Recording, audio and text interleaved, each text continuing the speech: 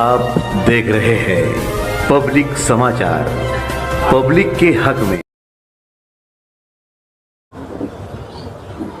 तमाम ही साथियों का, सरपरस्तों का मैं शुक्रिया अदा करता हूं कि आप लोग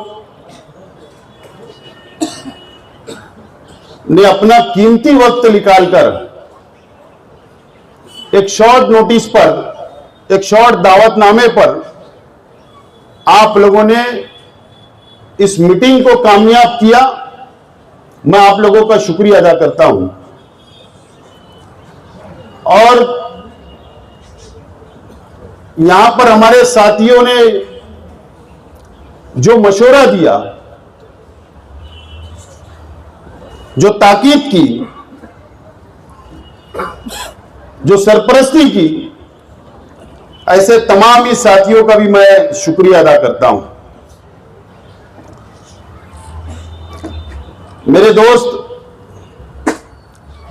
साबिक कारपोरेटर फरीद कुरैशी साहब और उनके साथियों का भी मैं शुक्रिया अदा करता हूं कि घर उन्होंने वापसी किया। शेख रशीद साहब का 4 तारीख को इंतकाल हुआ तो फरीद भाई जमात में थे, 10 दिन की जमात में वो चल रहे थे और तहज्जुद के वक्त उनको खबर आई। उन्होंने मुझसे कहा कि जब यहां मुलाकात के लिए आए तो बोले उसी वक्त तो मैंने तय कर लिया था कि मुझको घर वापसी करना है और आपका, आपके परिवार का साथ दोबारा देना है। मैं आपका और आपके तमाम ही साथियों का इस्तकबाल करता हूं और शुक्रिया अदा करता हूं। दोस्तों और साथियों, यह फैसला कुन मीटिंग है और हम लोगों को यहां पर फैसला लेना है। आज मैं 20 साल से तकरीर कर रहा हूं। मुझको याद है कि जिस वक्त 2002 में शेख रशीद साहब ने मुझको म्युनिसिपल कारपोरेटर के इलेक्शन के अंदर इसी वार्ड से खड़ा किया था तो गणेश नगर निसार भाई भंगार वाले के कांटे के पीछे फारूक भाई के आपके घर के पास एक मीटिंग थी और उस मीटिंग में जब ना मुझको बोलना आता था लेकिन उम्मीदवार बन चुका था तो शेख रशीद साहब बैठे थे और उन्होंने निजामत करने वाले साथी से कहा कि आसिफ का नाम बोल दे। मैं नहीं बोल रहा था कि नहीं, मैं नहीं बोल पाऊंगा, लेकिन शेख रशीद साहब ने कहा कि नहीं, तुझको बोलना है। और मैं खड़ा हुआ और उस वक्त मेरे हाथ और पैर कांप रहे थे और मैंने कहा कि आप मुझको और दो, मैं आपका काम करूंगा, और बैठ गया। और वो तारीख है और आज मेरे हाथ और पैर कांप रहे हैं। आज मेरे अंदर हिम्मत नहीं है कि मैं आपके सामने क्या बात रखूं, क्योंकि आज जिस कुर्सी के ऊपर मैं बैठा था और बैठ के मैं सोच रहा था कि यह कुर्सी, मैं बीच में बैठा सदारत कर रहा हूं इस मीटिंग की, लेकिन मुझे यह एहसास हो रहा था कि 4 तारीख से पहले ऐसी मीटिंगों के अंदर शेख रशीद साहब उस चेयर के ऊपर बैठा करते थे और मुझ पे या मेरे घर वालों पर या हमारे साथियों पर कोई जिम्मेदारी नहीं थी, लेकिन एक भ्रम था कि शेख रशीद साहब बैठे हैं, वो सब निपट लेंगे। मैं सोच रहा था कि ये कितनी बड़ी जिम्मेदारी की चेयर है जो ये मुझको निभाना है और आपको मेरा साथ देना है और ये शहर की आवाम को मेरा साथ देना है। ये बहुत बड़ी जिम्मेदारी है, ये छोटी सी बात नहीं है।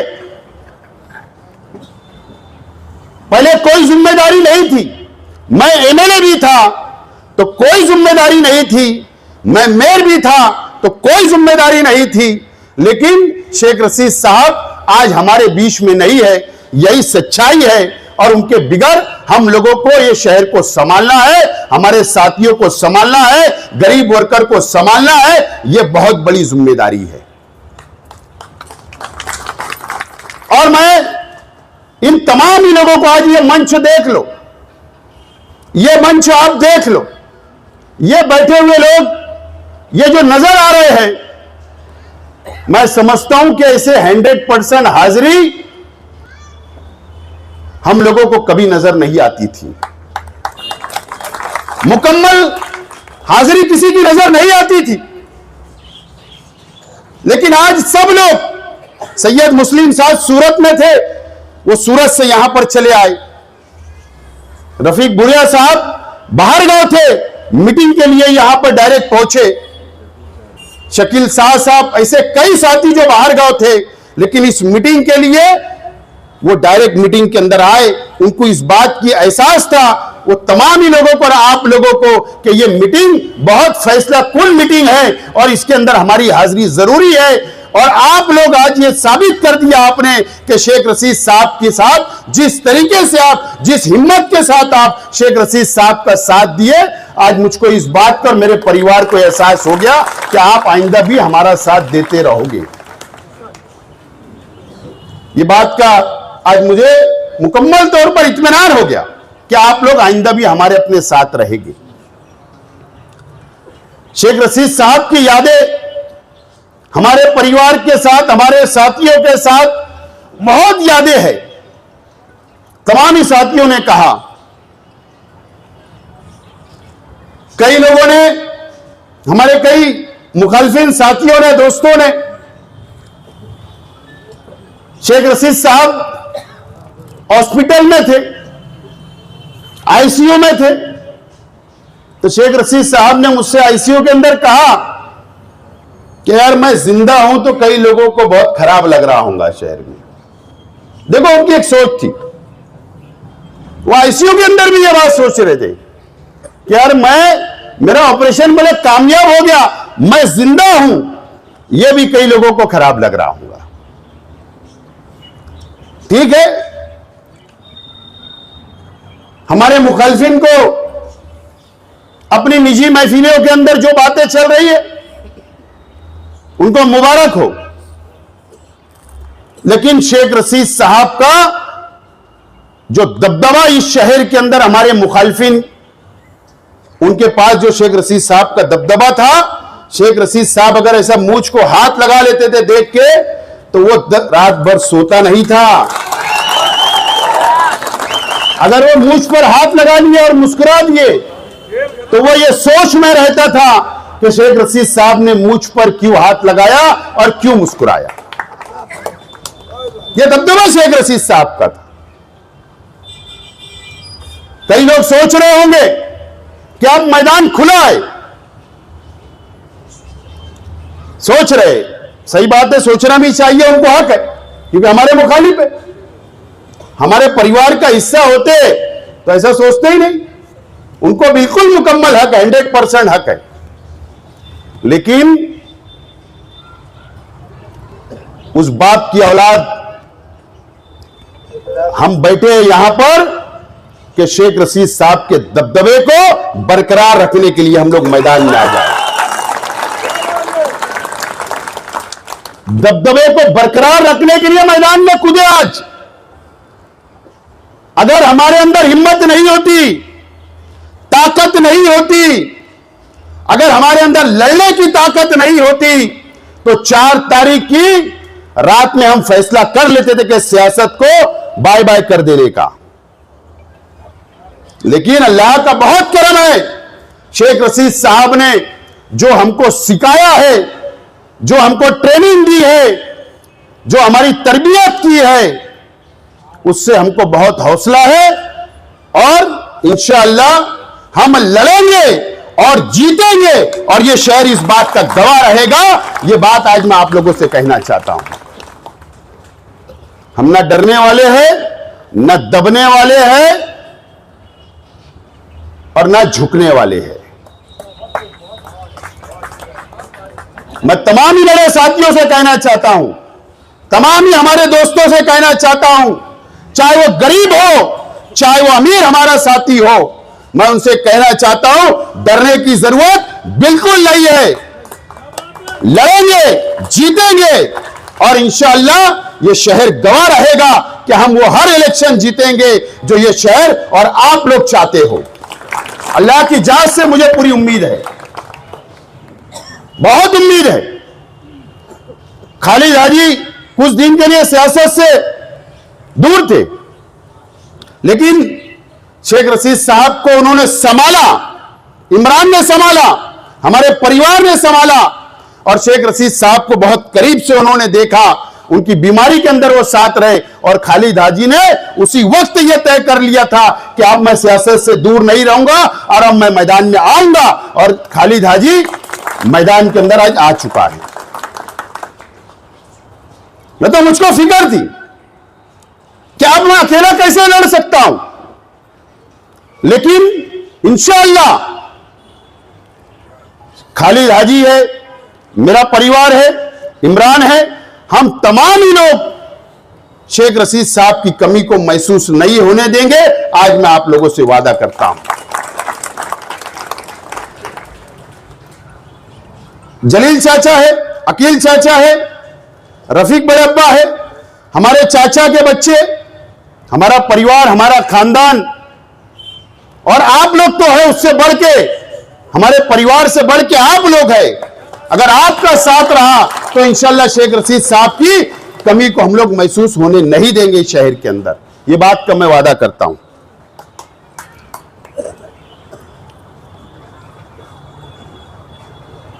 4 तारीख को शाम में मैंने एक वीडियो देखा। 4 तारीख को शाम में मैंने एक वीडियो देखा नासिक में, और वीडियो यह थी कि सुलेमानी चौक पर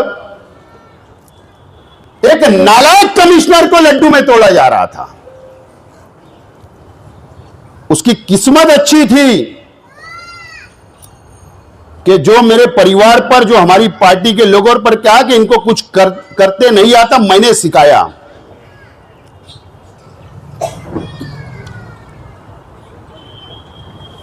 कि शेख रशीद साहब का इंतकाल हो गया था, और अगर वो 15 दिन तक अगर शहर में रह जाता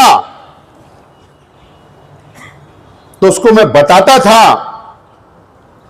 कि तू जो ये शहर के अंदर भेदभाव किया, जो गद्दारी की, जो चम्मचगिरी की, ये शहर को बर्बाद किया, उसको मैं जरूर बताता था कि ये हमको किसने सिखाया है और तू क्या बोल रहा है। ये मैं जरूर उनको सिखाता था, कमिश्नर को।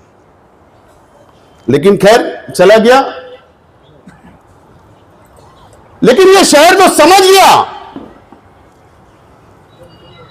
कि कमिश्नर हो या कलेक्टर हो, हमसे दुश्मनी कितनी महंगी पड़ती है। ये शहर भी समझ गया, प्रशासन भी समझ गया, हमारे मुखालिफ भी समझ गए कि हमसे दुश्मनी कितनी महंगी पड़ती है। जो अर्बन डेवलपमेंट सेक्रेटरी है ना महाराष्ट्र हुकूमत का, मैं जुमरात के दिन 4 तारीख से पहले मैं मुंबई में था, और एक लेटर मैंने सेक्रेटरी साहब को दिया कि अगर आपने कार्रवाई नहीं की तो मैं ये समझूं, लेटर में लिख कर दिया हूं, तो मैं ये समझूंगा कि भ्रष्टाचार के अंदर आप भी इन्वॉल्व हो, नहीं तो कार्रवाई करके बताओ। और वही लेटर पे कमिश्नर की ट्रांसफर हो गई। कितने बड़े बड़े आशीर्वाद थे, मंत्री का आशीर्वाद, सरकार का आशीर्वाद। अरे आप तो कारपोरेटर भी नहीं है। किसकी जीत हुई? जीत किसकी हुई? जीत तुम्हारी हुई, हमारी हुई, क्योंकि हम भ्रष्टाचार के खिलाफ लड़ रहे थे। हम ये शहर को बचाने निकले थे। जीत हमारी हुई, ना मंत्री बचा सका, ना उनको आशीर्वाद रखने वाले कोई नहीं बचा पाया। और ट्रांसफर कहां हुई? साइड पोस्टिंग पर। हिंदुस्तान जब अंग्रेजों के हाथ में था, तो जब जो उनके खबरी रहते थे वो कौम से गद्दारी करते थे, देश से गद्दारी करते थे। और आज मैं खुले तौर पर यह बोलना चाहता हूं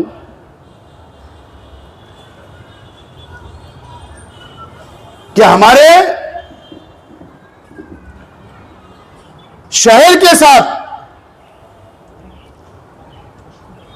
ये शहर के साथ, हमारी कौम के साथ, हमारे मुखालिफ में जो लीडरान है वो ये शहर से, इस कौम से गद्दारी कर रहे हैं और फिरका परस्त लीडरान का साथ दे रहे हैं और ये शहर को खोखला कर रहे हैं। ये साफ तौर पर मेरा इल्जाम है और नहीं तो ये शेख आसिफ साबित करके बताएगा। 50 करोड़ के काम का टेंडर फ्लैश हुआ कल नगर उद्यान का। ये मीडिया के साथी बैठे हैं। 50 करोड़ रुपए का जो 70% हुकूमत देती, 30% कारपोरेशन का हिस्सा होता, यानी आपको और हमारा पैसा इस शहर का। मुझे बताओ कि सेंट्रल असेंबली हल्के के अंदर कितनी आबादी है? 50 करोड़ में कितना मिलना चाहिए था? 50 करोड़ में 25 करोड़ कम से कम मिलना चाहिए था। ये कौन के गद्दारों ने अपने जाति मुफाद के लिए सिर्फ 7 करोड़ में कंप्रोमाइज कर लिए, 7 करोड़ में। और हमारा हिस्सा कितना गया? 15 करोड़। ये कौम के गद्दार लोग हैं और ये इनको बेनकाब करना ये शहर के अंदर जरूरी है। और मेरा आज चैलेंज है हमारे मुखालिफिन को कि एक टेंडर तुम मैनेज करके बता दो। आप एक टेंडर तुम मैनेज करके बता दो।